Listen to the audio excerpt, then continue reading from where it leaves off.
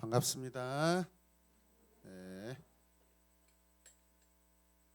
하나님 나라 제자가 된다는 것이 결코 쉬운 일이 아닌 것 같아요. 방해도 많고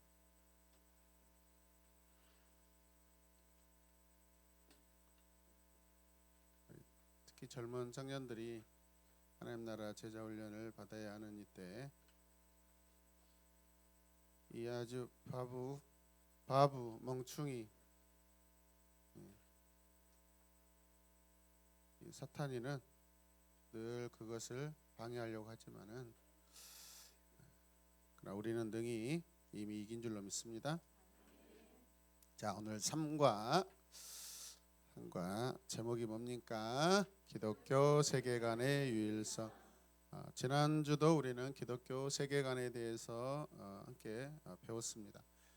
세계관이 뭡니까? 세상을 바라보는 어떤 틀인데 세상을 바라보는 마치 내가 어떤 가지고 있는 그런 안경, 관이라는 것이 무엇이죠? 볼관이에요. 볼관.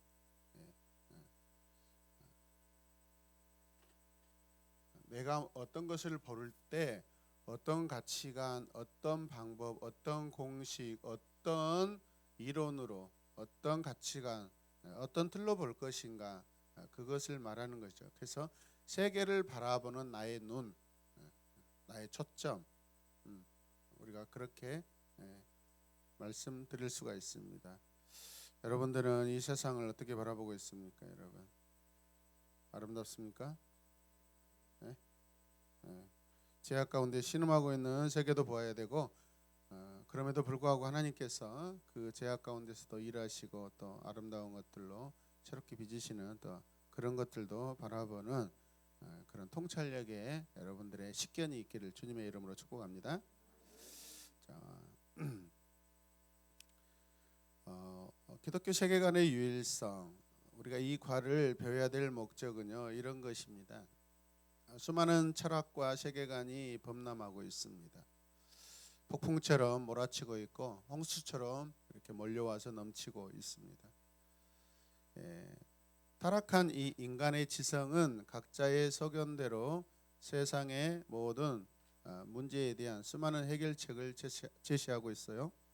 특히 포스트 모던 사회 속에서 유일한 진리는 없다는 이 상대주의적 사고가 만연하여 모든 인류는 지금 혼란에 빠지고 있습니다.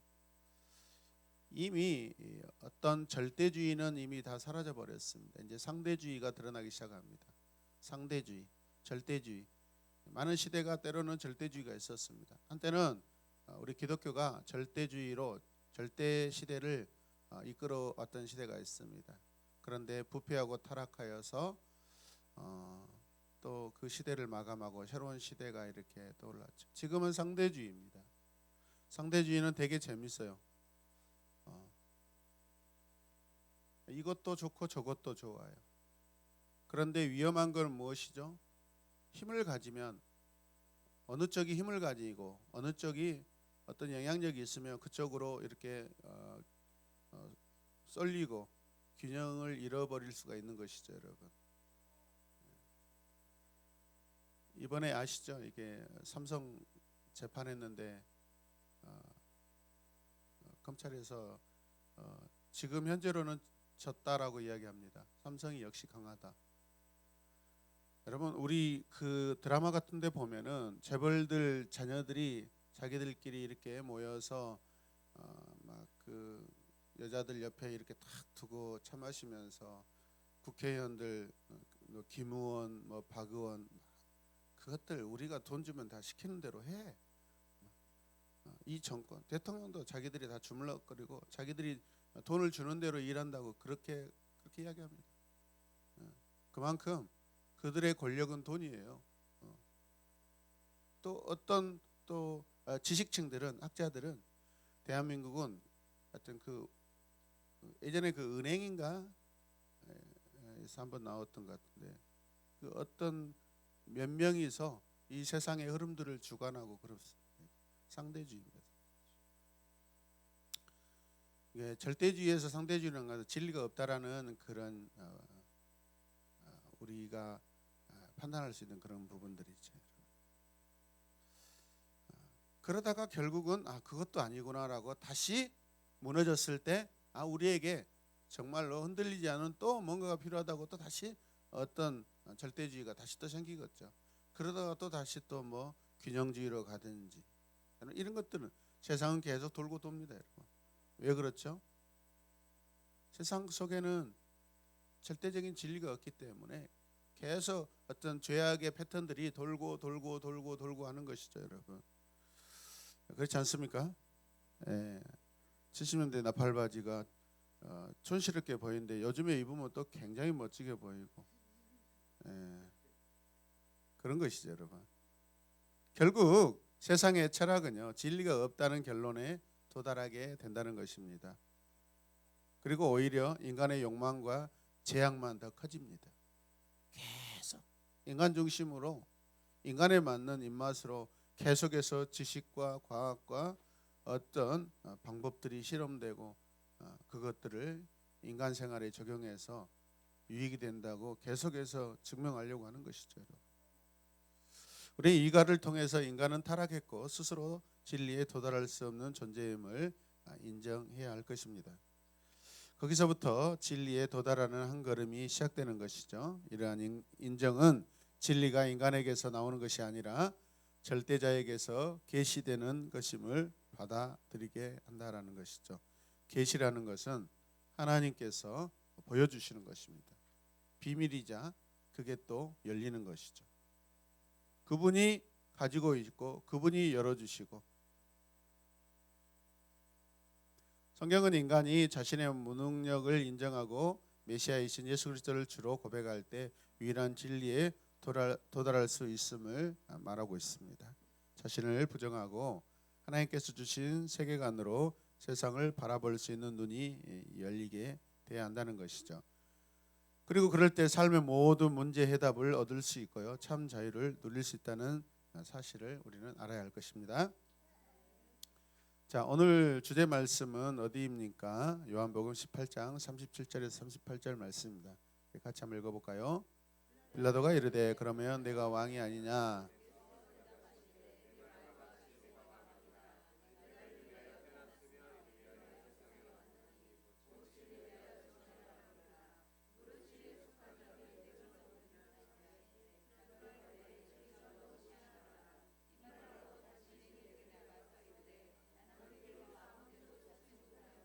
네, 빌라도가 이르되 그러면 당신이 왕이지 않냐?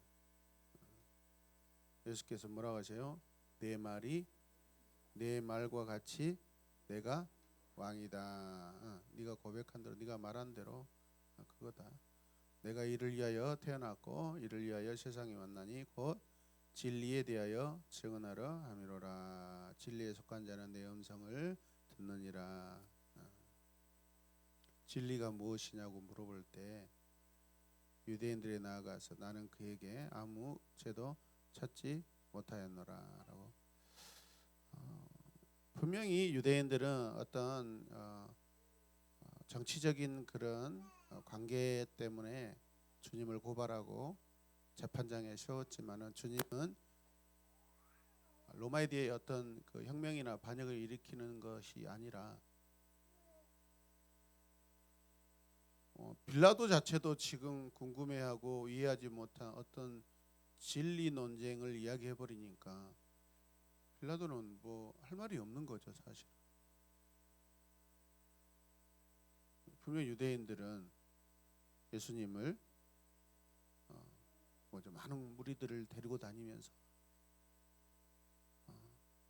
빌라도가 지금 통치하는 이 땅 로마 황제에 대적하려고 하는 거 아닙니까라고 정치적으로 그렇게 이용하려고 했지만은 주님은 전혀 다른 말씀을 하셔요. 본래 본질을 이야기하고 계시는 거죠. 아멘입니까? 예. 어찌 됐든 간에 회심하지는 않았지만은 이 빌라도 자체도 그 말에 대해서 굉장히 깊은 공감을 하고 있고 뭐가 있다라는 것을 지금 생각할 수밖에 없는 그런 상태에 있는 것이죠, 여러분. 이해되십니까? 이 세상의 모든 철학자들이 찾으려 했던 것은요, 진리입니다. 진리. 아무리 뭐 돈, 사실은 뭐 한때 그것들이 세상을 움직이기도 했지만은 모든 세상에서는 항상 이 진리에 대한 탐구였죠. 진리 탐구죠. 그렇다면 철학이 유일한 세계관 혹은 유일한 이야기인 진리를 발견했냐 이 말이죠. 간단히 말하면 발견하지 못했습니다. 왜 철학이 진정한 진리를 발견하지 못했을까요? 사람들이 진리에 대해서 관심이 없어서였을까요? 아니면 진리를 찾는 그들의 열심이 부족해서요? 아니면 진리가 없어서 못 찾았을까요? 그렇지 않습니다. 인간의 철학이 진리를 발견하지 못하였던 것은 바로 인간에게서는 그럴 만한 찾을 능력이 없기 때문에 그렇습니다. 앞에 언급했던 계시라는 거, 하나님께서 계시하실 때 진리는 열어지는 것입니다.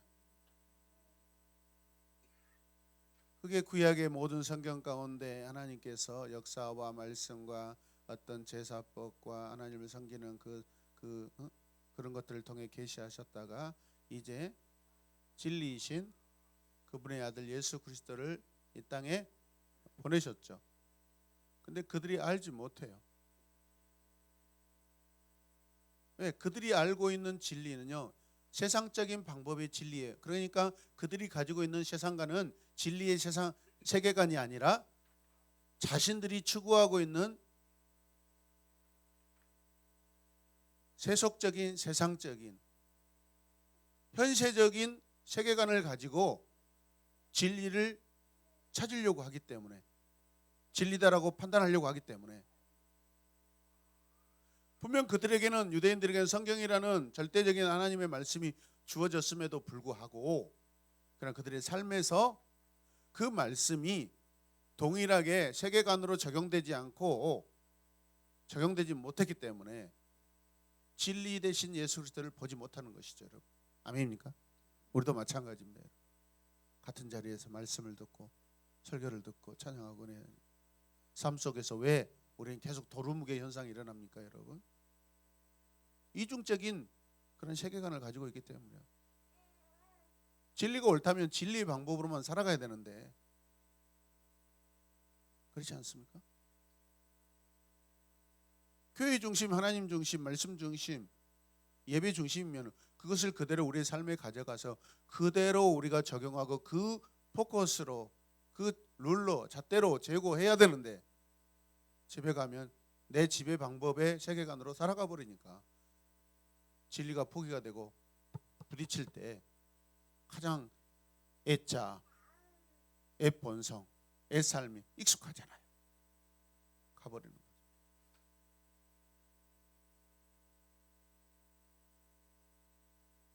그럼 진리는 타협될 수 없는 것입니다. 아멘입니까? 그래서 철학은 바로 이런 기본적인 이런 전제에서 오류에 빠진 거예요. 지금은 어느 누구도 철학을 신뢰하지 않습니다. 지금 이미 철학은 잡동사니가 되어버렸습니다. 지금 포스트 모던 시대에서는 누가 철학을 믿습니까, 여러분?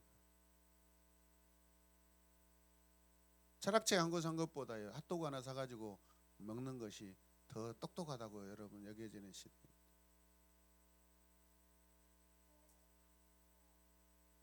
철학은 그냥 어떤 학위 취득이나 어떤 이론 체계를 세우기 위해서 그냥 어떤 방법으로 그들이 변증하고 이론들을 주장했는가, 그것을 좀 알고 싶어서 그냥 그야말로 전형적인 학습을 위한 그냥 학습일 뿐이에요.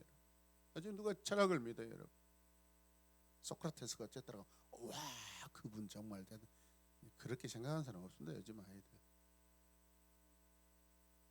그런데도 세상은 희한하게 그 철학으로 살아가 버립니다. 또 희한하죠.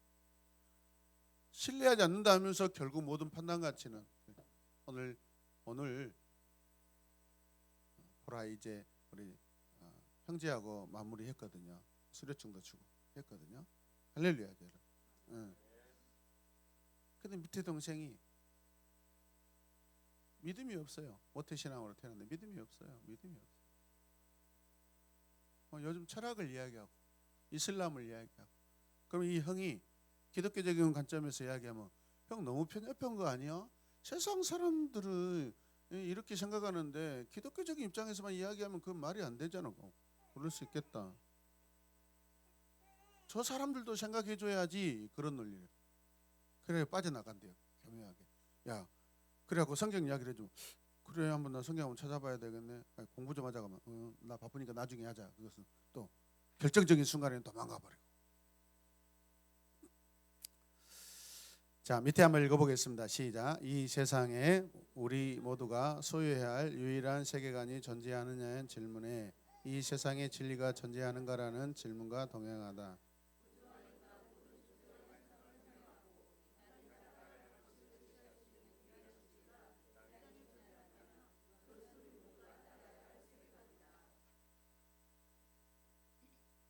저도 한때 이 철학이라는 것에 관심이 많아가지고 알지도 못하면서 나의 철학, 그걸 가지고 내 인생의 어떤 목표를 세워보고 한 줄로 내 인생을 어떻게 살 것인가. 그리고 또 한때 유교적인 또 가정에 태어났어요. 또 그것도 형님한테 배워가지고 내 호도 있어요. 2개나 있습니다. 옛날에 뭐 자기 호 만들어가지고 찍고 다니고 되게 유식하게 보이고, 영희 집사님도 한때 호 있었죠. 막 그 자랑하고 막 멋있게 보이죠. 죽음 묘비에다. 제가 호가 옛날 청랑이었거든요. 청랑. 푸른 바다, 푸른 물결. 그래서 인생이 이렇게 거칠은가 봐요. 그러다가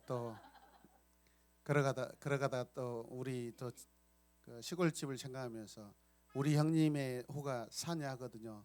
매산자에다 들야자. 저는 또 이렇게 다르게 한다고 주기야로 했습니다. 우리 집 있는 그 대밭을 생각하면서 주기야, 대나무 들판 해가지고 하여튼 그럴싸하죠. 고등학교 때 이렇게 또 펜팔하고 연애 편지 쓰는데 막 온고지 막 30장 50장 써가지고요 막 보내고요. 그래가지고 그 봉투에다 집어넣는데 너무 두꺼워서 안 들어가가지고 막 그런 애를 먹은 적도 있었어요. 그런 또 소년이었다고요. 시의 소년이고 또 그래서 제가 그 이론적으로 연애를 굉장히 잘합니다. 굉장히 상담도 많이 해주고. 그런데 또 그게 어탄한 신화는 아니라 이렇게 진짜 좋은 또 저 아내를 만났어요.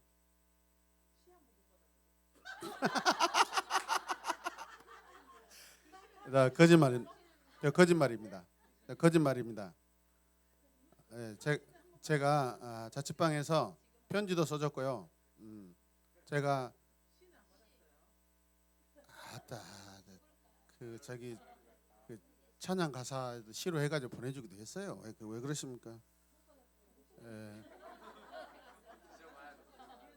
전화기에다가 C 코드, D 코드 2개 가지고 찬양 한 곡을 다 불러가지고 이렇게 불러주기도 하고, 뭐 굉장히 머니까 그 코드가 맞은지 안 맞은지 잘 모르고 이제 굉장히 김필환 형제 은혜 받았다고 그러더라고요. 보니까 왜 또 썰렁해요? 이럴 때 보면 다 사모님 편이야. 어느 편에 설자를 아는 것 같아요. 빌라도는 아닙니다. 진리의 편에 서시기 바랍니다. 자, 우리가 철학을 좀 더 이야기해 볼게요.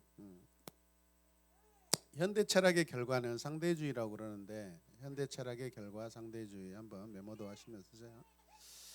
이게 무슨 뜻이냐면 인간 스스로 세상의 문제에 대한 해법을 제시하고 유일한 세계관이 진리를 찾아내는 것은 불가능했고 여전히 또 불가능하다라는 것인데, 상대주의가 왜 일어나는 거죠? 이제 다른 사람을 믿지 못하겠다는 거잖아요.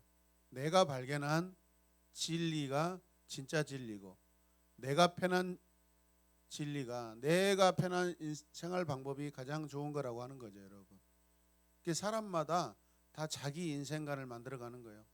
거기에서 그러니까 한때 서점에 가면 누구 성공신화, 누구 성공신화, 누구 성공신화, 그 엄청 특히 뭐 고개 까딱거리는 우리 전창 집사님 뭐 이건희의 뭐 삼성 경영 신화, 다산 뭐 경영 막 이거 엄청 어마어마하게 막 저도 막 리더십 강의 듣고요. 막 이거 엄청 제가 막 온라인으로 이렇게 막 몇만 원씩 이렇게 매달마다 내면서 그런 적도 있었어요. 그런데 다 그게 헛발질이에요, 헛발질. 그래서 이런 현대 철학 상대주의의 결과는 세상에 유일한 진리가 없다는 그 상대주의를 결국은 또 만들어냅니다. 성공한 것 같은데 나중에 또 결말이 안 좋아요, 여러분. 그러잖아요. 굉장히 이렇게 막 복잡해지는 것이죠. 진짜 진리가 무엇인가? 진짜 올바른 삶이, 진짜 성공이 무엇인가? 과거에는 돈만 100만 원만 있어도 100만 장자라고 했죠. 100만 장, 100만 부자. 100만 원만 가져도 엄청난 부자라고 생각했는데 지금은 100만 원은 제가 봤을 때 동아도 자기 통장에 100만 원은 있어요.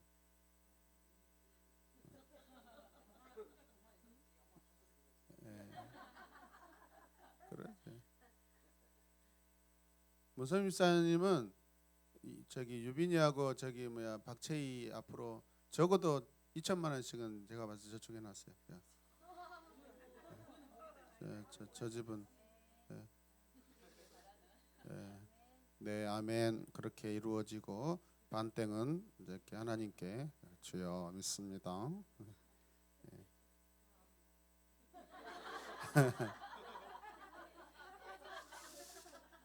그러니까 이제 보세요. 이 상대주의는요, 다 어떻게 보면 비천한 어떤 표현으로 하면 다 자기 잘난 맛으로 사는데 누가 조금 더 고급스럽냐라는 거죠. 누가 조금 더 고급스럽냐, 누가 조금 더 그럴싸하냐. 그러려면 어떻게 해야 돼요? 사람들이 인정할 만한 학문적 이론 체계가 들어가면 훨씬 사람들이 인정하게 되겠잖아요.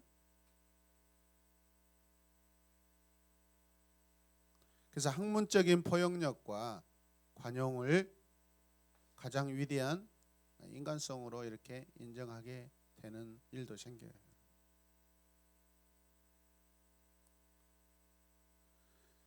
자,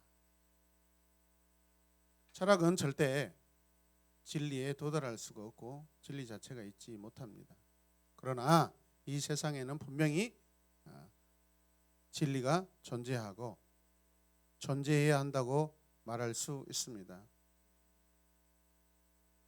상대주의는요, 결국 타락한 인간들의 결정들을 절대화해서 세상을 망가뜨리는 사회적인 그런 결정들을 내리고 있어요. 지금 대표적인 상대주의가 이번에 지금 뭐죠?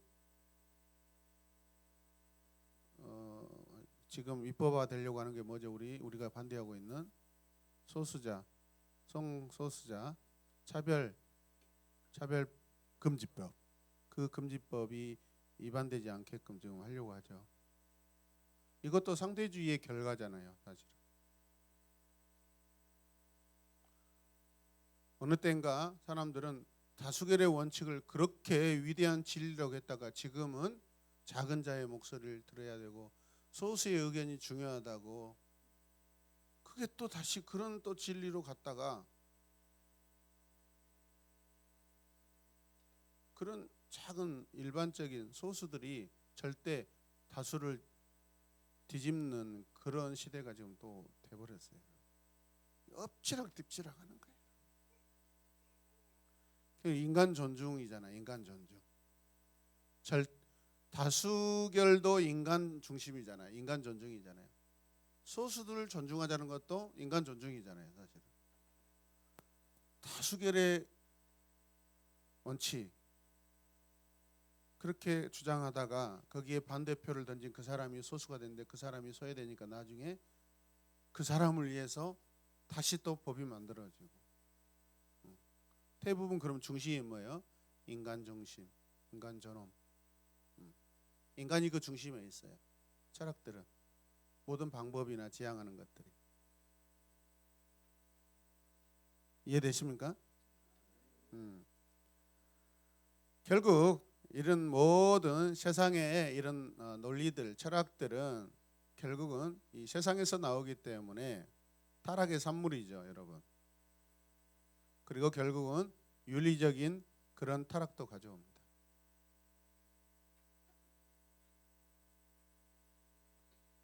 우리 조선시대 유교가 그렇게 조상을 숭배하고 관용이 있고 그렇다고 하면서 한때 빛을 발한 적이 있습니다. 그래서 선비적인 그런 모습이 멋지다고. 어떻게 돼요? 나중에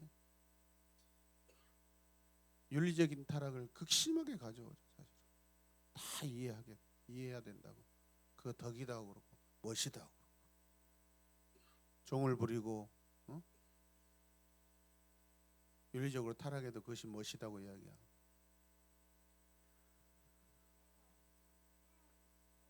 결국 이런 세상적인 윤리의 타락은 하나님의 진노를 불러오는 그런 결과를 초래하게 되었습니다.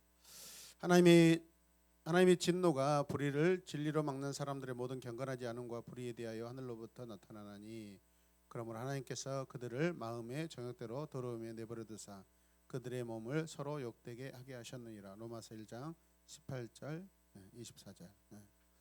자,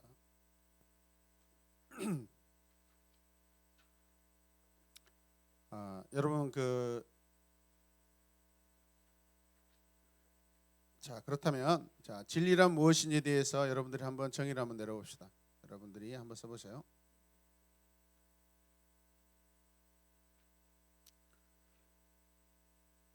세상적인 진리, 내가 생각하는 진리, 과거에 내가 생각했던 진리, 지금 현재 내가 생각한 진리. 당신은 기독교 신앙만이 유일한 진리라고 믿습니까? 근거가 무엇입니까?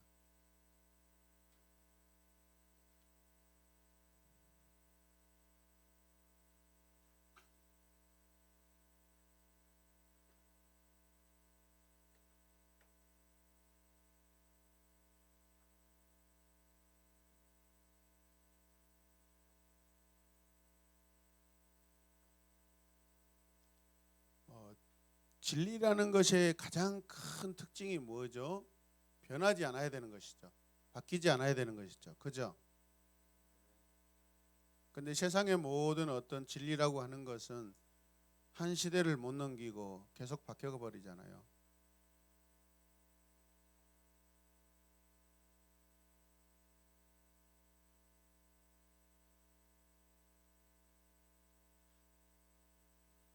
표를 보십시오. 타락은 하나님과의 분리를 가져오고, 그렇죠. 그 다음에 세상에 많은 철학들이 위인들이 나타났지만은 그들도 실패했고, 그래서 결국은 진리에 도달할 수 없다라는 것을 우리가 알고 있고요. 상대주의가 나타나서 많은 자기만의 방법들의 어떤 그런 진리 체계를 세워서 주장하고, 한때는 그것들을 따라서 사는 그런 것들이 있었지만 결국은 그 상대주의도 어느 시간이 지나면서 무너지기 때문에 그런 여러 가지 진리들이 실종이 된 상태라는 것이죠. 지금은 세계적으로 어떤 상태다? 혼란의 시대를 지금 맞이하고 있다라는 것이죠. 진리라는 것은 변하지 않아야 돼요. 저는 이걸 가족에다가 적용 한번 해보고 싶어요.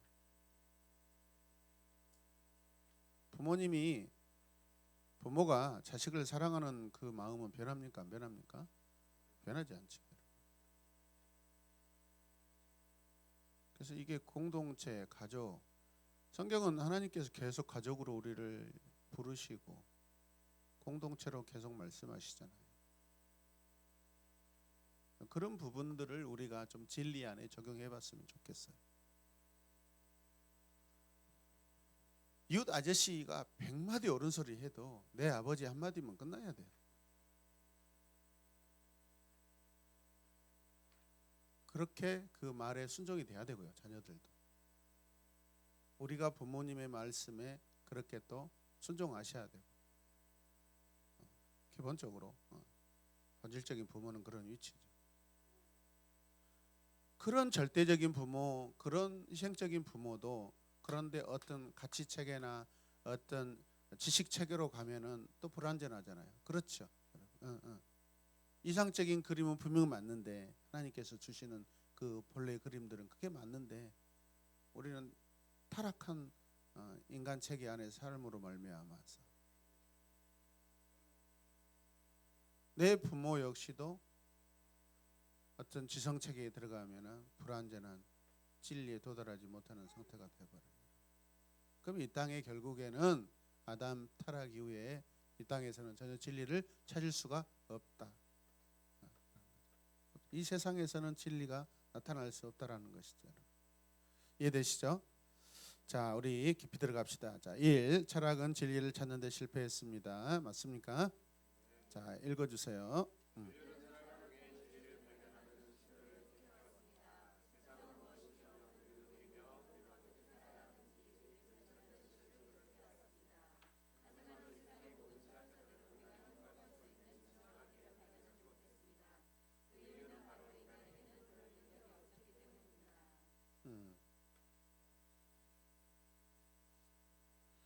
자, 기록된 바 의인은 없나니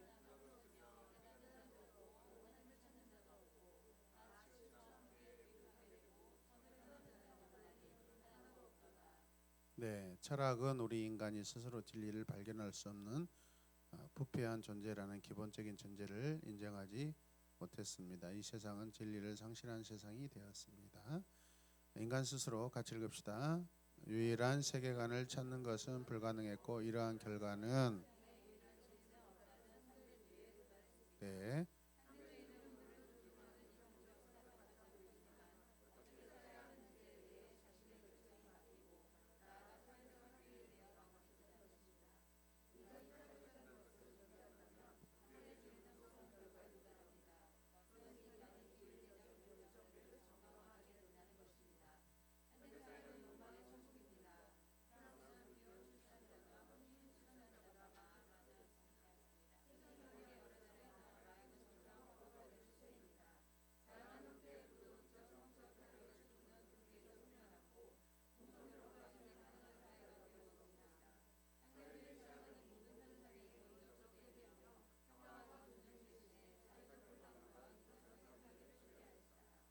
그러니까 이번에 지금 입법화를 노리는 그 소수자 인권 차별 금지법,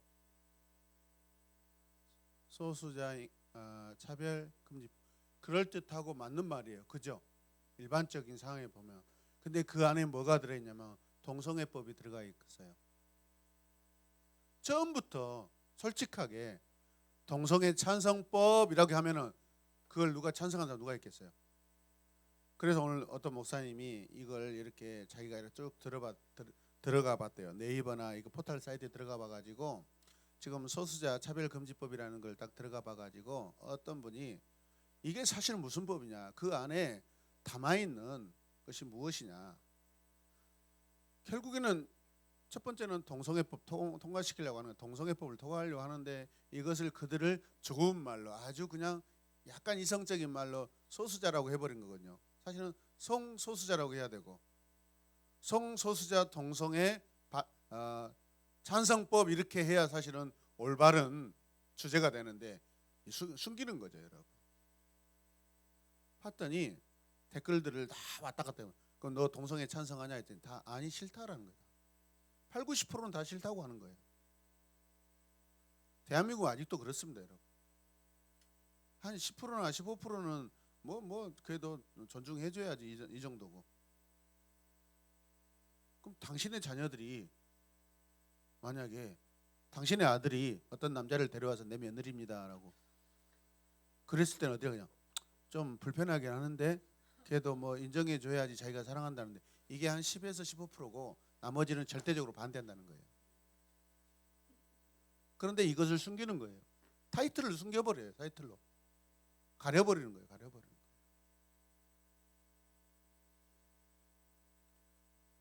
그들도 정직하게 자기 자신들을 드러내지 못해요, 여러분.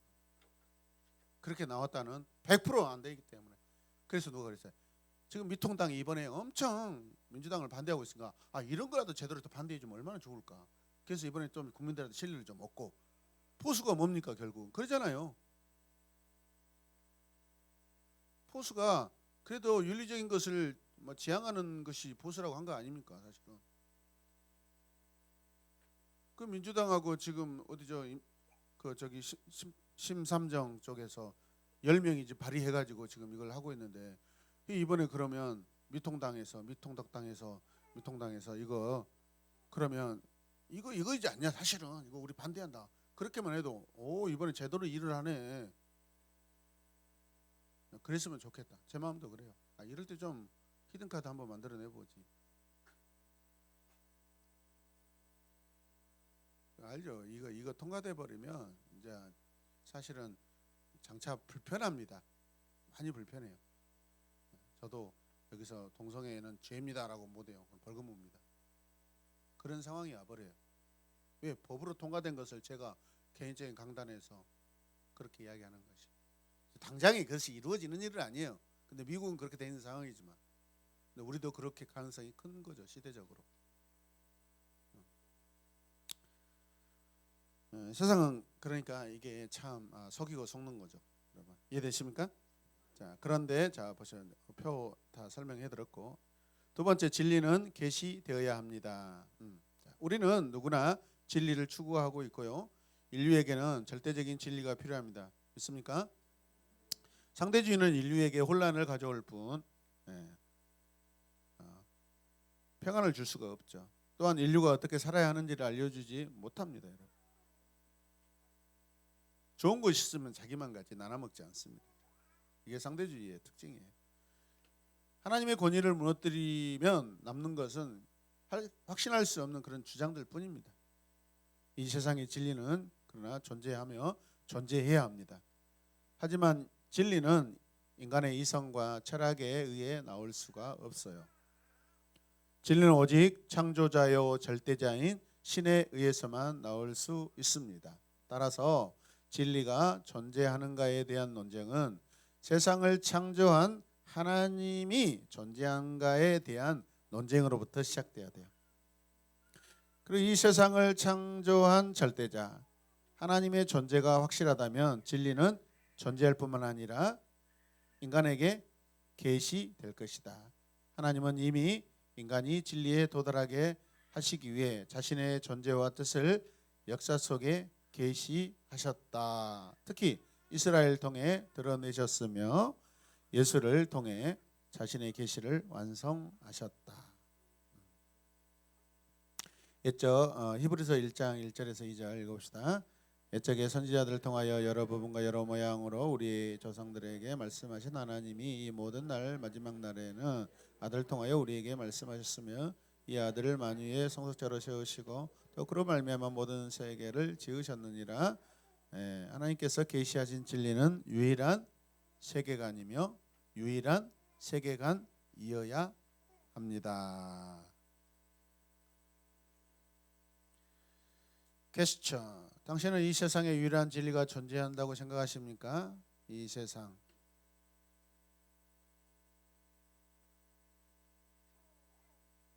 하나님께서 계시하신 진리가 있죠, 여러분. 있어요, 없어요? 있어요. 만물을 통해서 계시하고 계시고 이미 또 우리에게 특별한 계시가 주어져 있어요. 그게 성경이죠, 여러분.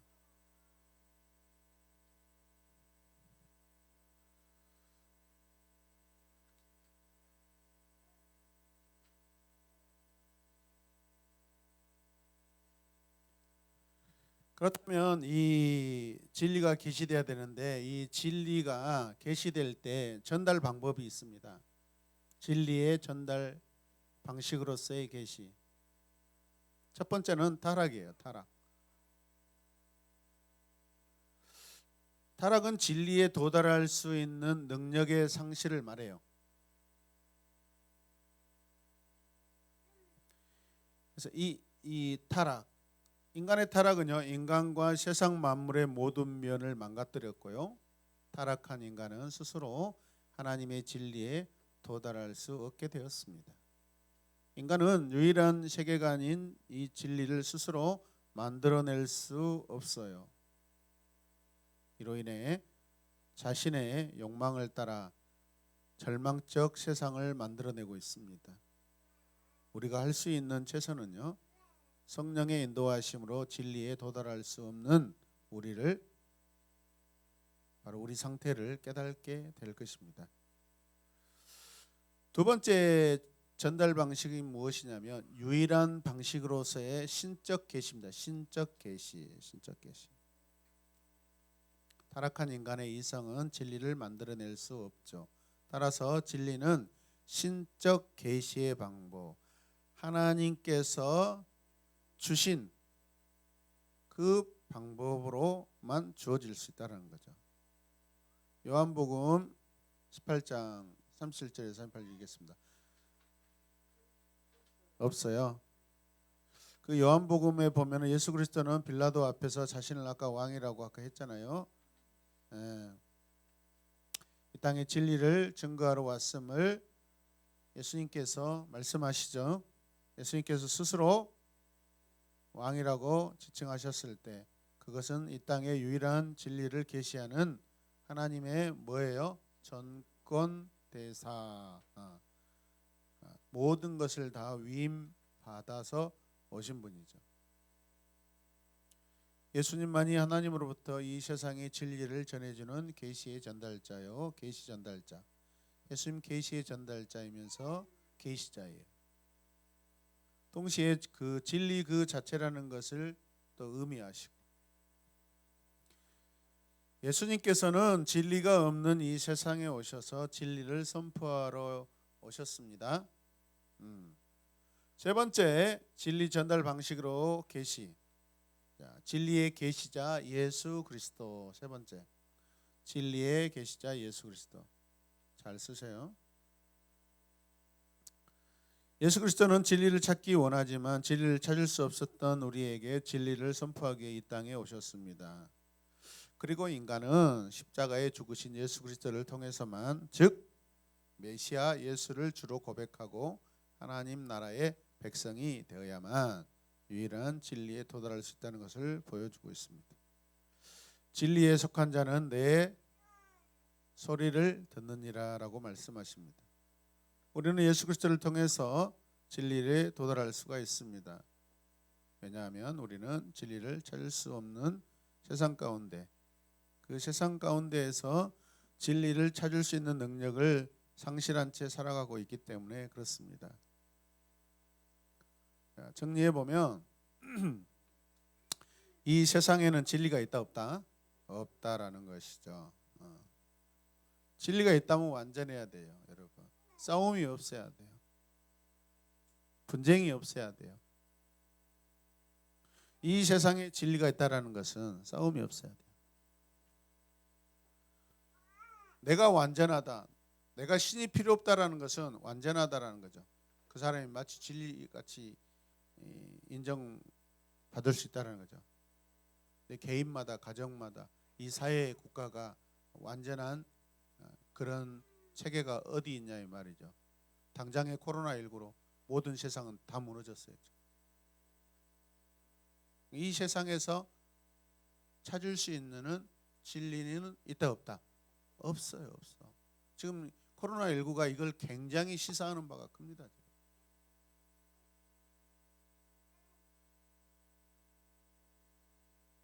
지금 많은 단체, 많은 사람들이 지금 다 분리된 상태입니다. 분명 하나님은 우리가 하나됨을 원하지만은 분리된 상태예요. 그렇다면 우리가 지금까지 추구했던, 세상이 추구하고 우리가 지금까지 추구했던 이 하나됨은 하나님의 방법이 아니다라는 거예요. 그래서 여기서 우리가 지금 계속 분리되어서 나오잖아요. 분리라는 것은 불안하죠, 사실은. 두려움이죠. 그죠?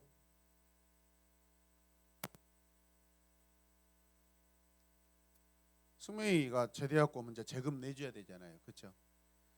제금 내줘야 돼.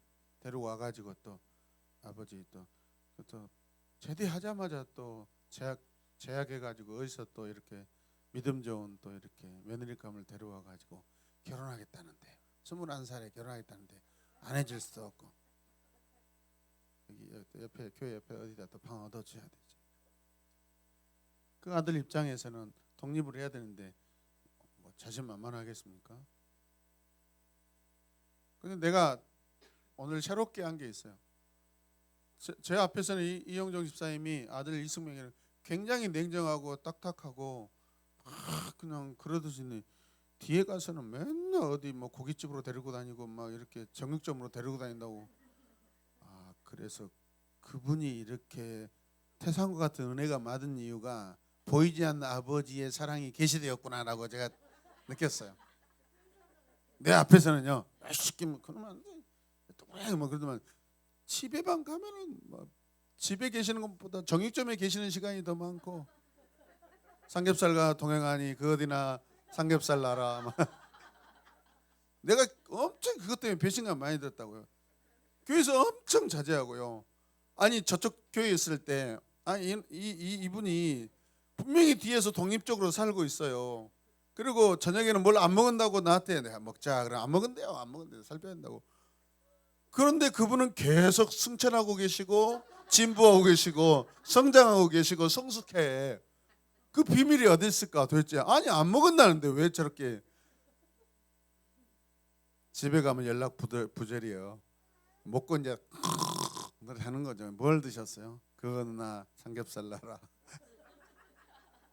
예, 공급자는 주 이영종 아버지. 그렇게 사랑받은 자도 분리되면은 공동체에서 분리되면 두렵고 떨리단 말이에요. 하나님은 이제 제 묵상이에요. 거룩한 분리를 원하셔요. 지금 이제 너희들이 모아가지고 이것저것 한다겠는데 안 되잖아. 새로운 방법을 우리에게 찾으라는 거죠. 진짜 진리의 1대1로 가서 하나님께 도달하고 하나님을 만나라고 하는 거죠. 여러분 진리는 1대1이잖아요. 아멘입니까? 그래서 지금 우리는 이제 또 다른 더 한 발짝 더 나아가서 이 세상을 예배로 섬기기 위해서 이렇게 하고 있지만은 그죠? 이런 분리는 또 다른 분리죠. 그래서 지금 묵상 각 톡에 지금 반별 묵상 모임을 하는 것은 개인적 거룩한 혼자만의 묵상 체계 하나님과의 관계하라고 이 훈련을 시키는 거 아닙니까 지금? 아멘입니까? 집에만 있는 것은 어린아이예요. 지금 쟤도 어린아이니까 제가 뭐 품에 지금 계속 안겨 있잖아요. 제가 장성한 아이라면은 이미 지금 유아실에 가서 혼자 책 보고 놀고 있고 그렇죠. 쟤도 제 품에 안에 있잖아요. 저 만져주면 좋아하고 안 만져줘도 혼자 놀아야 되는데 그래 성숙한 장성한 자인데. 알았어. 그거는 진리가 아니까 아멘이라고 안 해도 돼. 습관. 그런 습관적인 아멘 나 싫어한다. 자, 진리의 계시자 누구예요? 예수 그리스도. 예수 그리스도는 진리를 찾기 원하지만 진리를 찾을 수 없었던 우리에게 진리를 선포하기에 이 땅에 오셨어요, 여러분. 자, 그리고 인간은 십자가에 죽으신 예수 그리스도를 통해서만 메시아 예수 그리스도를 주로 고백하고 하나님 나라 백성이 되고요. 유일한 진리에 도달할 수 있습니다. 자, 하나님께서 우리에게 신적 계시를 통해 유일한 진리를 주셨다고 했어요. 자, 그것이 바로 하나님께서 놀라운 신적 능력을 계획하시고 또 예수 그리스도를 통해서 완성하시고 성경을 통해 전하신 게 복음입니다, 여러분. 이것은 영원히 변치 않는 진리입니다. 이 세상에 있는 유일한 진리는 하나님 말씀, 오신 예수 그리스도, 계신 예수 그리스도, 우리와 함께 하시는 성령님. 세상의 모든 문제를 해결할 수 있는 유일한 교과서가 바로 예수 그리스도가 선포하신 진리예요. 그래서 우리가 알아야 할 것은 인간 스스로 그 진리에 도달할 수 없다라는 절망적인 사실을 우리는 늘 깨달아야 돼요. 저는 제 스스로는 깨달을 수 없습니다. 이 죄인은 절대적으로 어떤 방법으로 하나님께 나아갈 수 없습니다. 여기에 주님이 필요하십니다. 주님이 절대적으로 필요합니다. 주님이 보여주셔야만 우리는 알 수 있고 주님이 열어주셔야만 우리는 나아갈 수 있습니다. 그런 고백이 필요해요, 여러분. 그런 고백들이 항상 있어야 돼요.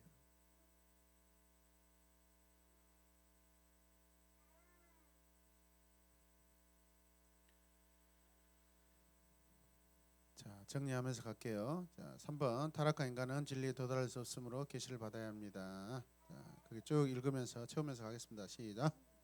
했어요? 네. 자, 4번. 자, 말씀 읽겠습니다. 요한복음 14장 6절 시작.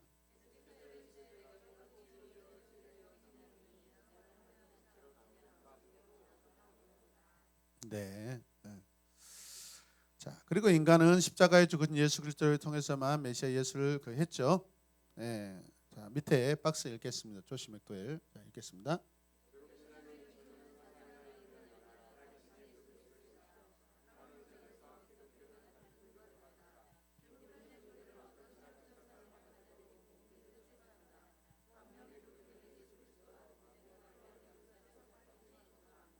네. 자, 그게 질문이 있어요. 진리는 어떤 방식으로 주어지는가? 그 이유는 무엇인가? 이 말씀 우리가 방금 전에 또 했어요. 자, 진리의 인식 방법이 있어요. 진리의 인식 방법. 진리를 어떻게 인식할 수 있는가? 그 인식하는 방법. 첫 번째는 회개한 자들에게 주어지는 계시예요.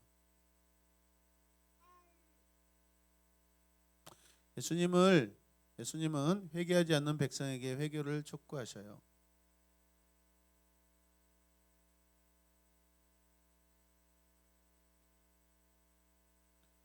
세례 요한과 예수님의 공통적인 선포가 뭐였죠? 회개하라, 하나님 나라가 가까이 왔다. 공통 분모예요.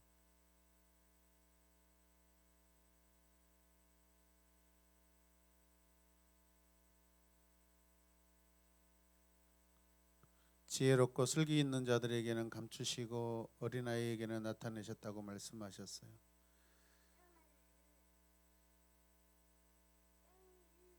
마태복음 11장. 자, 읽읍시다.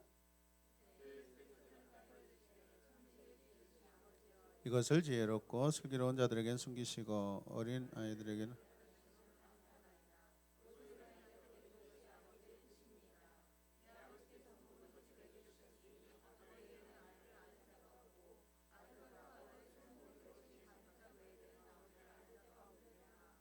자, 그러면 거기에 성경 본문에 지혜롭고 슬기는 자들을 밑줄 그어놓고 이게 지금 어느 나라의 지혜롭고 슬기로운 자들이에요?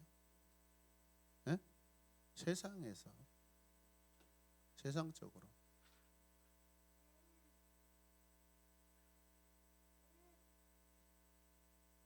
이게 긍정적인 표현은 아니죠, 여러분.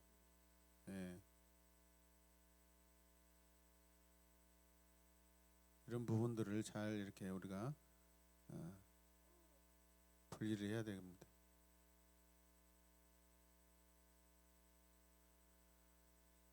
지혜롭고 슬기는 자들, 스스로 진리에 도달할 수 있다고 믿는 자들이에요. 이 사람들이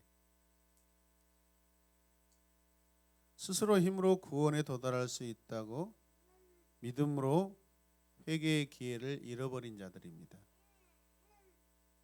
자, 그러나 어린아이로 표현된 사람들, 세상에서 인정받지 못하고 버림받고 존중받지 못하는 이 어린아이,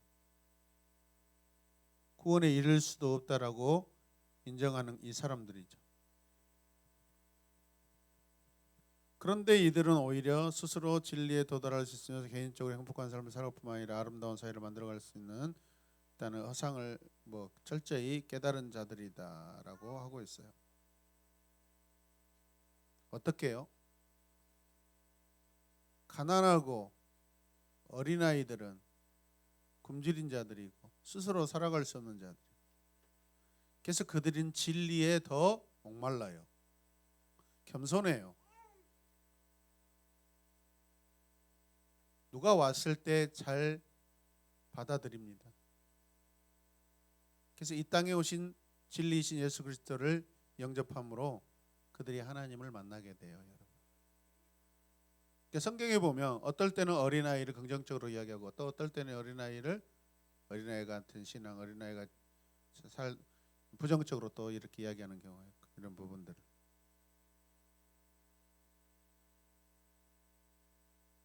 자, 그래서 이 어린아이들에게는 영원한 하나님 나라 계시가 주어집니다.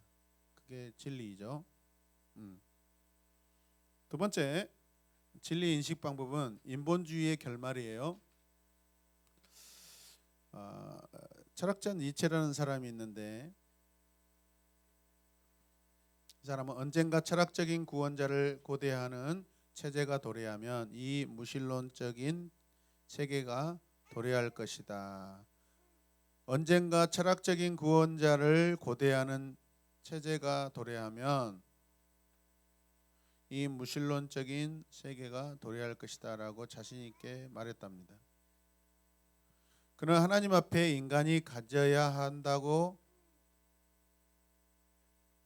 성경을 가르치던 이 회개와 겸손 같은 덕목들이 인간 역사 발전에 가장 저해하는, 방해하는 자기 비하의 사상이라고 가르쳤다고 그래요. 주님, 제가 죄인입니다, 회개합니다. 그러니까 자꾸 자기 자신만 비하해서 인간 존엄성을 떨어뜨린다는 거죠. 그래서 이 니체는요, 인류 역사가 이런 기독교적 사상 때문에 위대하게 발전할 가능성을 잃어버렸으므로 이러한 기독교적 유산을 완전히 제거하고 인류를 구원할 수 있는 초인을 기다려야 한다고 주장했습니다. 초인적 인간. 그러나 니체가 죽은 후 그의 영향을 받은 수많은 초인들이 인류의 구원자를 자처하면서 사람들을 선동하고 무자비한 일들을 자행했는데 그들이 바로 히틀러와 스탈린. 결국 니체 자신도 이상적인 세계에 대한 소망을 잃고 비극적으로 죽고 말았다. 이게 인본주의의 결말이에요. 가장 인본주의가 이상적 인본주의를 꿈꾸는 나라가 공산주의죠. 평등, 모든 인류들 평등하고 모든 재물들을 공통으로 분배하고, 이런 공산주의들 다 망하고 있죠. 이 땅에 공산주의 나라가 몇 개, 10개 나라도 되지도 않아요.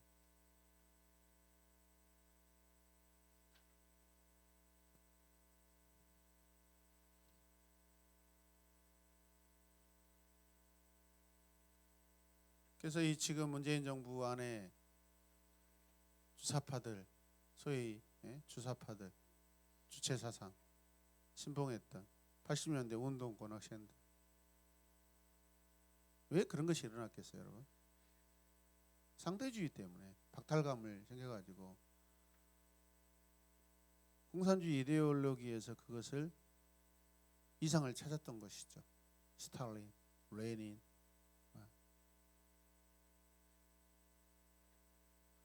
기독교 세계관을 가지고 있는 나라들은 다 그래도 민주주의로 균형 있게 잘 발전했고, 공산주의들은 다 지금 다 굶주림 상태죠, 여러분.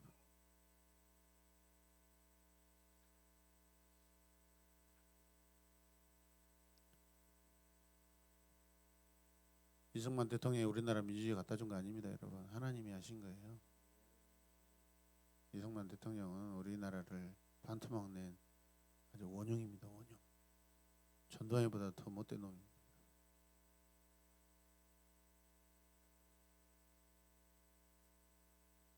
세 번째 진리의 인식 방법은 세 번째 자기 비하, 자기 인정. 여기서 앞에 말한 자기 비하하고 달라요. 여기는 진짜 자기 비하, 겸손한 자기 비하를 말해요. 겸손한 자기 비하는 스스로 진리에 도달할 수 없고 스스로 구원할 수 없는 인간이 하나님께 의지하는 것은 자기 비하가 아니라 자기 인정이다. 현실에 대한 가장 냉정하고 정확한 판단이죠. 인간이 스스로 진리에 도달할 수 있다는 가능성을 포기하고 스스로 선하고 아름다운 세상을 만들 수 있다는 이상을 포기하지 않는 한 인간은 진리에 도달할 수 없다라는 것이죠. 자, 그렇게 인간은 또한 절망에 도달할 수밖에 없어요. 세상에 대해 이상을 꿈꾸는 수많은 사람들이 결국 답을 찾지 못하고 환멸을 느낄 수밖에 없는 상황과 세상 권세와 물질을 탐하는 자들이 득세하는 현실을 보고 절망하지 않을 사람이 누가 있겠는가? 우리 모두는 유일한 진리에 도달하기 위해 회개하고 하나님 나라를 믿으라는 예수 그리스도의 복음에 무릎 꿇어야 합니다. 자신이 진리에 도달할 수 없는 죄인이고 스스로 구원할 수 없는 죄인임을 인정하는 이 베드로의 태도가 여러분 필요합니다. 우리 스스로가 진리에 도달할 수 없는 악한 존재임을 믿을 때 우리는 진리에 도달할 수 있게 됩니다. 얼마나 역설적입니까? 패러독스하죠. 낮아지면 높여지고 높아지려고 하면은 낮아져 버리고. 너희 중에 가장 큰 자는 섬기는 자가 가장 큰 자라. 세상 가운데 큰 자는 섬김을 받은 자죠. 주관하는 자죠. 하나님 나라에서는 섬기는 자가 가장 큰 자라는 것이죠. 아멘. 네, 자, 그 다음에 그림을 보시면 그래서 우리는 회개할 때 스스로 진리에 도달할 수 없음을 인정해야 돼요. 아멘. 그래서 예수를 통한 진리가 수납된다, 받아들여진다라는 것이죠. 진리가 받아들여지게 되고 성경으로 다시 세상을 바라보게 되어야 한다는 거죠.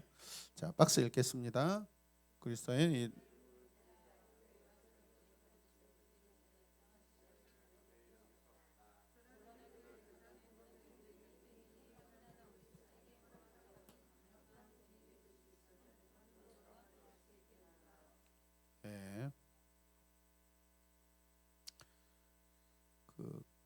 일단 먼저 간증을 누가 한번 읽어주실래요? 누가 읽을까요? 양서 입사님 한번 읽어주실래요?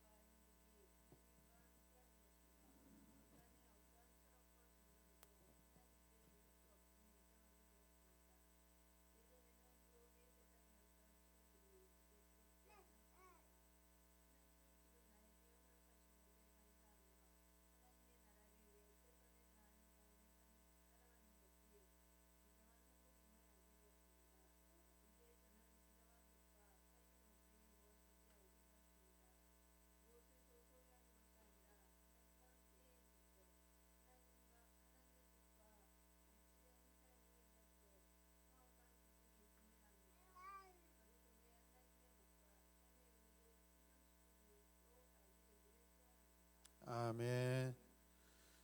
시간 우리 또 적용하며 잠깐 토론하는 시간 갖도록 하겠습니다. 자, 나는 이 세상에 유일한 진리가 존재해야 한다고 생각하는가? 여러분 이거에 대해서 여러분 생각을 짧게 한번 써보세요. 나는 이 세상에 유일한 진리가, 여기서 진리는 절대적인 것이고 좋은 거예요, 여러분.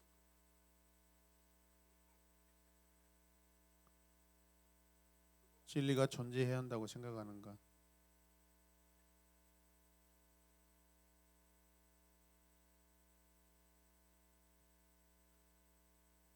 그냥 네 그렇게 쓰면은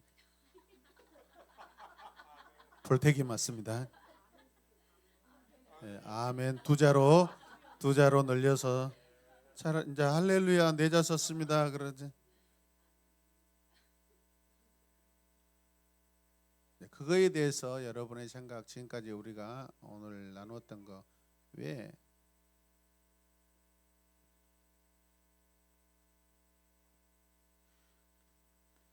자, 이용정 집사님에게 제가 물어볼게요. 이렇게 묻는 것만 답해 주시고, 또 옛날에 또 구구절절한 또 이렇게 또 간증하지 마시고.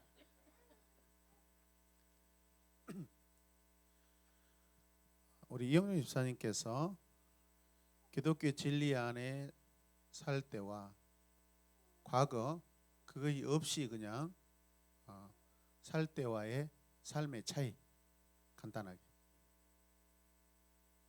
과거의 삶을 사셨을 때 내 인생의 기준은 뭐였어요? 굉장히 바빴죠. 바쁜 게 기준이었어요? 네, 바쁘게 살아야 된다. 그리고 또 네? 바쁘게 살고 네, 틈이 없었죠. 네, 여유가 없었다. 왜 그렇죠?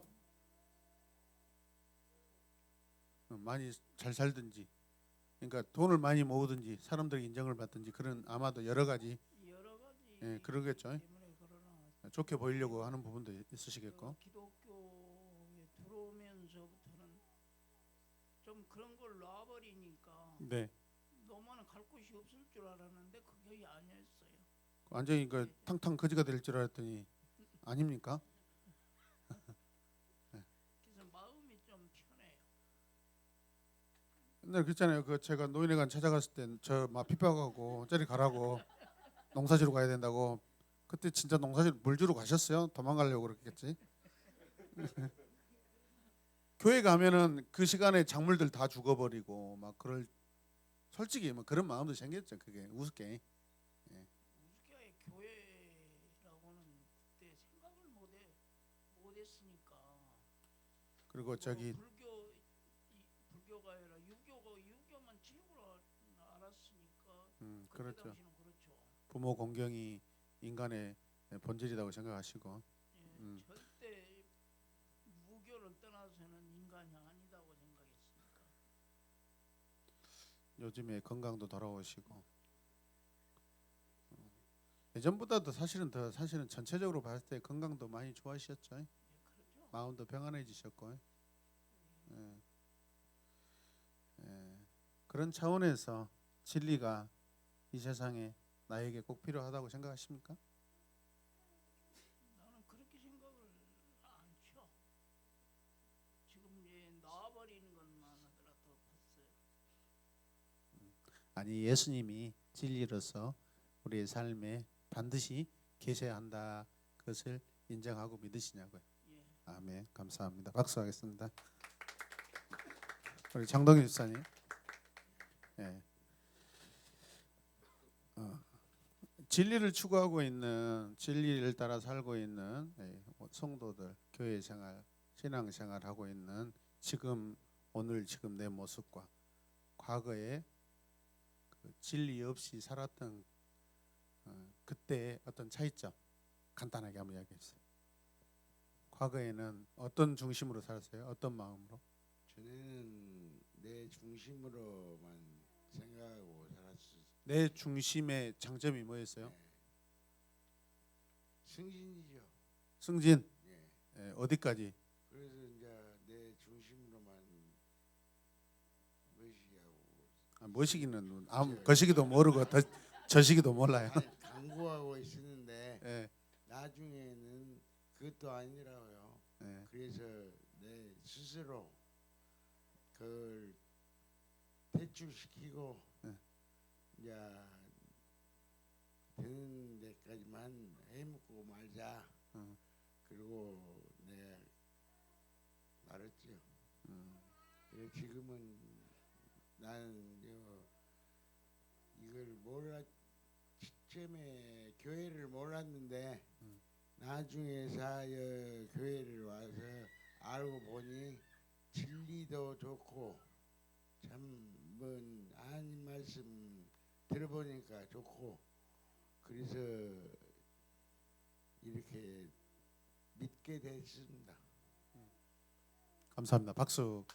마이크 옆으로. 네. 자, 우리 문선민 집사님에게 내가 지금 진리 안에 살고 있는데 가장 갈등되는 것들이 어떤 것들이요? 충돌하고 있는 그런 것들이 솔직하게 말씀하시면.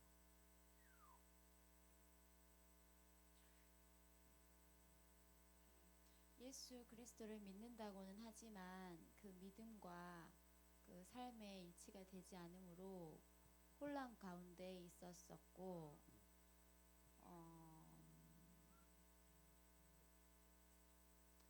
삶으로 살아내지 못한 그 이중적인 것들이 또 힘들게 했었고 순종함이 어떤 건지 인간의 말로 받아들여야 되는지 이런 생각들을 하다가 말씀으로 또 하나님 말씀이 나의 기준이 돼야 되기 때문에 말씀을 보다 믿음과 순종이 일치돼야 되고 내가 하나님께 받은 그 구원의 은혜를 정말 감사한다면 감사함의 열매가 내 삶에서 네. 나타나야 함을 느꼈습니다. 반드시 필요하다는 것을 확신하죠. 아멘. 네, 감사합니다. 그 다음에 어디로 갈까요? 김봉희. 자, 진리는 어떤 방법으로 이렇게 우리에게 주어져야 된다고 했는데 진리가 주어지는 방법, 전달 방법, 진리 전달 방법이에요.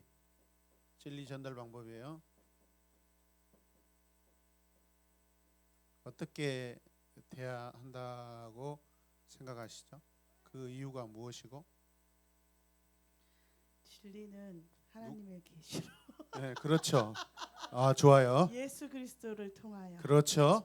네 완성하신 또 완성하시고 또 성경으로 우리에게 전달되었습니다. 이렇게 좀 그 완전히 할렐루야. 교과서적인 제가 원하는 답이에요. 자, 뭐 인간 안에 있는 절대주의나 상대주의 다 좋아요. 그런데 이들의 기준은 결국은 사람의 기준이잖아요. 사람에게서 나왔잖아요. 그렇죠. 그게 진리였다면 이들의 진리의 전달 방법은 사람에게서 사람으로 갔죠. 근데 지금 우리가 오늘 배우는 유일하신 기독교의 세계관의 유일성은 뭐죠? 진리 전달 방식이 어디에서 와요? 하나님께로 오고 또 그 과정이 예수 그리스도를 통해서 그러죠. 예, 복음을 통하여. 그러니까 진리가 인간에게서 나오지 않고 하나님에게서 나오니까 우리가 보라에서 했듯이 이런 것들은 결국은 아무리 중간중간 또 바꾸고 잘 살아보세요 잘 살아보세요 하지만은 어쨌든 간에 이것도 결국은 현재 무법 천지가 돼 있잖아요. 그렇죠? 근데 여기는 바로 뭐죠? 아름답게 가꾸어지는 동산으로서 다시 돌아갈 수 있는 것이죠, 여러분. 지금 우리 다 무법천지 삶을 살고 그죠? 무질서의 삶을 살다가 지금 정리되고 있는 그런 상태잖아요. 정리하고 있으니까 갈등이 오는 거죠, 여러분. 그렇잖아요, 지금. 이게 아담의 삶이 그런 삶이죠. 하나님이 말씀하신 것처럼 너는 땅을 기경하고 힘써 잡초를 제거하면서 살아야 되는데 아침에 밭에 나가서 잡초를 제거해가지고 아이고 힘들다 고개 돌아보니까 아침에 시작했던 것이 다시 잡풀이 다시 올라오고 있고 이것이 우리가 사는 세상이잖아요. 계속 제거해야 되고 계속 제거해야 돼. 계속 제거. 낙원은 없는 거죠. 우리는 이제 실낙원 상태예요. 실낙원 상태. 그런데 완전한 계시가 완전하신 분에 의해서 전달되어서 우리에게 주어져서 우리는 이제 낙원을 취득한 상태가 되겠죠. 이해되십니까? 그래서 진리 전달 방식이 중요하다는 거예요. 여러분. 이것을 깊이 생각하셔야 돼. 절대 사람은 안 된다고 생각하셔야 돼. 세상 것은 안 된다. 세상 방법은 아니다라는 것이 절대. 혹시 뭐 이거니 같이 그래도 돈 있으면 뭐 그래도 좀 바꾸면서 살 수 있을 것 같아. 그런 것은 허탄한 생각이에요. 백조를 가진 그 기업의 총수가 법원을 왔다 갔다 하잖아요.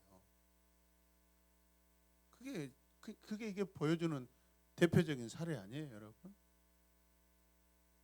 SK 최태원 회장 수백조를 가진 우리가 내고 있는 그 날마다 내는 5만 원, 6만 원, 3만 원 그 전국으로 생각해 보십시오, 여러분. 그 돈이요.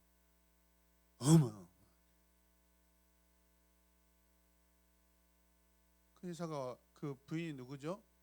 노태우 대통령 노소영이잖아요. 이혼해 버렸잖아요. 알아요? 이번에 노태우 대통령 아들이 노재현 씨인가가 이번에 5.18 재단에 와가지고 용서가 받아질 때까지 자기 용서를 빌겠다고. 대표적인 우리나라의 과거 노태우 대통령이 재임하던 시절에요. 불교 완전히 독실한 불교 신자였어요. 제주도에 저 남제주 쪽에 가면 어마어마한 자불상, 우리 한국의 제일 큰 자불상을 거기다 설치했어요. 근데 이 가정이요 기독교로 바뀌었어요. 이 여자가 이혼하면서 어떤 관계면 누구를 통해서 예수님을 진리를 알게 됐고 믿게 되었어요. 그래서 이 가정에 진리가 들어가니까 지금도 건강해서 골프 치러 다니면서 치매 와서 아무 생각 안 난다고 하면서 멀쩡하니 거짓말 치면서 골프 치고 다니는 전 무슨 씨하고는 전혀 달라요. 잘못을 고백하고 회개가 일어나는 집안으로 바뀌었어요. 진리 때문에 그래요. 진리 때문에. 저는 이 집안에 복음이 들어가니 역시 복음이 들어가니까 역시 다르다. 복음은 삶을 인생을 변화시켜요. 모든 자기의 그 자존심을 다 내려놓잖아요.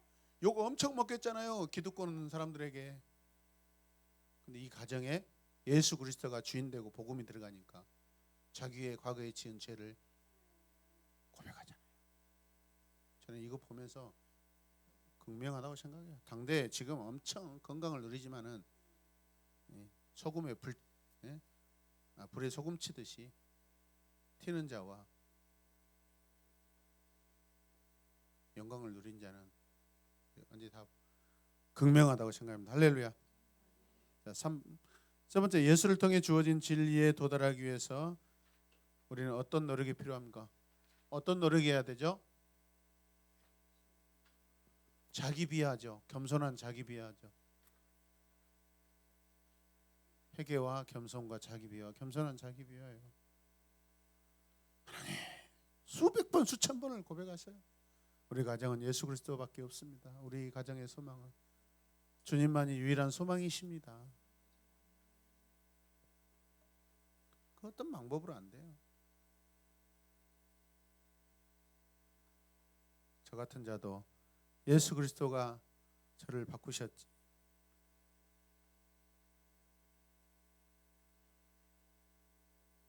자, 이제 기도하며 마무리하겠습니다. 같이 한번 읽어볼까요? 타락한 우리는 진리에 도달할 수 없음을 고백합니다. 그러나 예수 그리스도를 보내주셔서 하나님의 진리에 우리 아멘.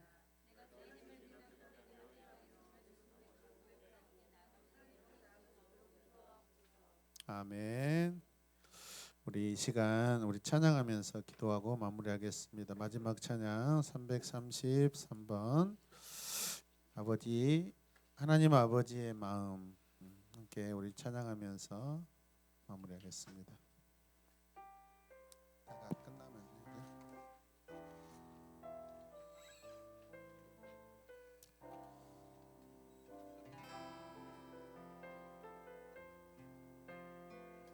아버지 당신의 마음이 있는 곳에 나의 마음이 있기를 원해요.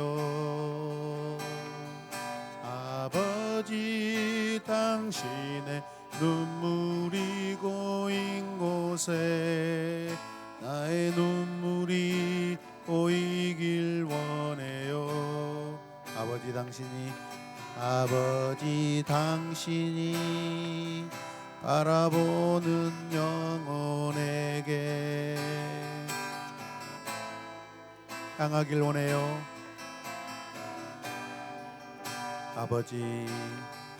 아버지 당신이 울고 있는 어두운 땅에 나의 두 발이 향하길 원해요. 나의 마음이 아버지의 마음 알아. 내 모든 아버지의 뜻이 될 수 있기를 나의 온몸이 아버지의 마음 알아. 내 모든 삶 당신의 삶 되기를. 우리 함께 고백하십시다. 하나님, 내가 간절히 소망하고 바라는 것, 그것이 하나님의 뜻이길 원합니다. 아멘. 나의 뜻이 아니라 하나님의 뜻을 내가 간절히 원하고 바라는 자가 되게 하여 주시옵소서. 또 그렇게 되길 원합니다. 우리 가정, 우리 공동체, 내 개인, 우리 모든 가족들, 형제들, 우리의 모든 이 사회와 나라와 민족, 하나님 그것이 단 1%가 더 될 때까지 주님은 원하셔서 오늘도 이 땅에 다시 찾아오시기를 계속해서 기다리고 계신 줄로 믿습니다. 영원한 심판을 유보하고 계시는 줄로 믿습니다. 한 영혼이 더 진리에 나오도록 진리 안에 거하기를 원하셔서 주님이 기다리고 계신 줄로 믿습니다. 하루가 천년 같고 천년이 하루 같은 그 진리, 사랑의 진리를 하나님 우리가 힘써 감사하길 원합니다. 다 같이 기도합시다. 주여, 주여, 주여. 아버지, 우리 기독교의 세계관의 유일한 것, 하나님 그것이 진리입니다. 이 진리는 세상에 있지 아니하고 하나님께서 우리에게 주신 진리이십니다. 그 진리를 전달하시러 주님께서 오셨고 주님께서 십자가에 못 박혀 죽으심으로 말미암아 하나님 그 진리를 우리에게 전달하시고 진리가 우리 안에 거하게 하셨음을 감사합니다. 진리 안에 거하고 진리 가운데 거하고 진리와 함께 살게 하여 주시옵소서. 아직도 연약하고 부족한 나와 내 가정, 내 가족들, 하나님 우리 공동체 진리 안에서 진리에 순종하고 진리에 충성하고 진리에 귀 기울일 때 하나님이 원하시는 아름다운 공동체 개인이 될 줄로 믿습니다. 하나님 나라, 완전한 하나님 나라에 하나님의 백성 되길 원합니다. 주님, 내가 먼저 서로 사랑하고 섬기고 내가 먼저 희생하고 이 땅에서 내 몸이 닳아지고 내 몸이 부서져서 오히려 하나님 나라에서 그 상처가 많아서 하나님 나라에서 영광의 씻음을 받게 하여 주시옵소서. 이 땅에서 멀쩡한 모습으로 살다가 그거 건강을 자랑하지 않게 하여 주시고 하나님 육신을 자랑하지 않게 하여 주시옵소서. 아버지요,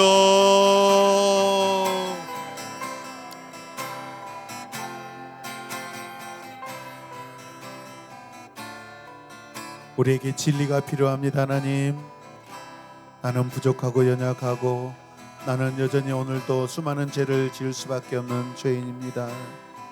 우리의 가정은 다 무너졌고 무너질 수밖에 없는 가정인데 하나님께서 오셔서 진리로 세워주시고 진리 안에 거하게 하시고 진리의 방패막으로 사는 우리 모두가 되게 하여 주시고 우리 자녀들 우리 가족들 이 나라 의 민족 우리 대한민국 모든 열방이 진리 안에 거하게 하여 주시옵소서. 한 사람 한 사람이 주님 앞에 진리 안에 속하길 원합니다. 그게 아버지 하나님의 마음인 줄로 믿습니다. 오늘도 내일도 우리는 계속해서 하나님 아버지의 마음을 묵상하고 그 뜻을 따라 살며 발버둥치고 이 땅에서 피 흘리고 몸부림치고 내 육체가 닳아지고 내 살점이 떨어진다 할지라도 생명수 시냇가에서 피 묻은 옷을 하나님 빨아주시고 상처를 씻어주시고 그 생수를 먹고 소생하는 그 은혜를 우리가 누릴 줄로 믿습니다. 주님, 나의 가치관, 나의 세계관을 내려놓고 기독교 세계관으로 하나님 나라 세계관으로 우리가 거듭나게 하여 주시옵소서. 갈등이 있고 부딪힘이 있습니다. 당연하다고 생각하게 하여 주시옵소서. 힘들어서 포기하지 않게 하여 주시옵소서. 우리 자녀들, 내 가족들이 진리 안에 거하기까지 힘써 내가 먼저 하나님 기도하며 순종하는 자 되길 원합니다. 돌아가는 발걸음을 붙들어 주시옵소서. 이 건물에 함께하는 모든 영혼들도 하나님께서 진리로 초청하여 주시옵소서. 우리는 할 수 없습니다. 주님 감동을 주시옵소서. 코로나19로 수많은 사람들이 죽어가고 있습니다. 주님 불쌍히 여겨 주시옵소서. 이제는 우리가 사회적 거리두기는 우리는 영적 거룩함으로 하나님과 독대하고 하나님을 깊이 묵상하는 그런 시간들로 오히려 우리가 멋지게 살아내게 하여 주시옵소서. 세상에서 다가오는 두려움을 하나님 나라 평안으로 보듬게 하여 주옵소서. 가정마다 슬픈 소식이 줄어들고 기쁨과 감사와 사명으로 사는 자 되게 하여 주옵소서. 내일 수요 밤 예배도 기대하며 축복하며 예수님의 이름으로 기도드립니다. 아멘.